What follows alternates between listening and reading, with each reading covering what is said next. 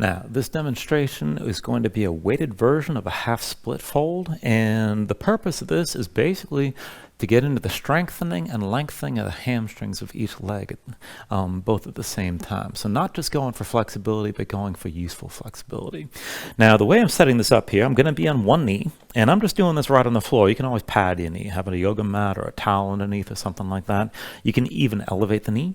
And I'm going to have my other foot forward with the heel down. Now, my hips are squared, so I don't want to just open to the side one way or another. My left hip's pulling back, my right hip's pulling forward. It's important you keep your hips squared if you want to get into the hamstrings and move toward a front to back split. Now I'm doing this at the wall because I'm going to position this so that my toes are against the wall, and I'm going to keep my heel on the floor.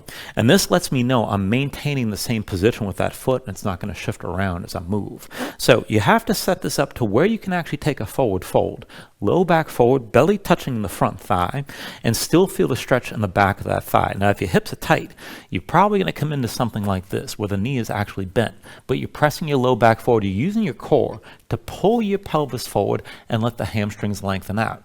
If the hamstrings shorten and they stay too tight, you're going to round your spine and your pelvis will be pulled back, and you'll need to bend the knee more.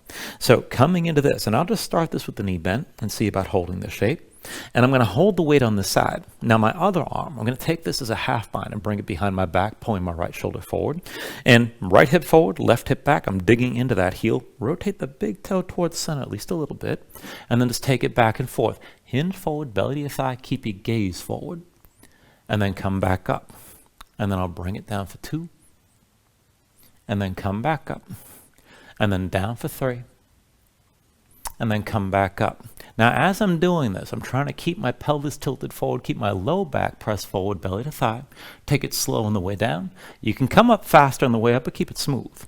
And if you're going to do this with a fully straightened leg, make sure you can handle the weight, and be sure you're closing the hinge of the hip and your belly's actually touching your thigh when you come down.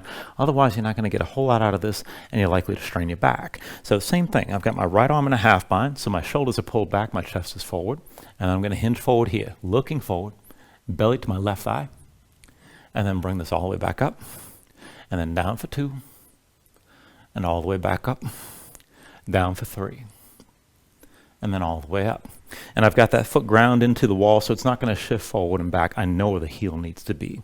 Now taking this on the other side. And my legs are pretty equally flexible, so I'm not going to shift this around too much. And if you're just starting this, you may notice that there's a big gap between your legs, and you're going to have to reset your position as you switch back and forth. But from here, I'm on my left knee. My right foot goes forward. And again, I'm going to keep my hips stacked over my knee. I'll start this with the bent leg just to show. And the loading, the weight is for the back of the front thigh. So you're trying to get into that hamstring again, keep in mind.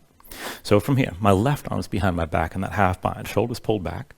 And then with my knee bent, I'm going to keep my low back pressed forward, belly to thigh, and come back up. And again, keep your hips square and keep that hinge working as best you can. So your low back presses forward, your belly touches the thigh to close that gap. And then if I do this with a straight leg, I'm sure to come down here. And again, you got to be sure you've actually got that range before you take it to that point. So don't force it and don't strain your low back. And now here again, belly to thigh, and then all the way up.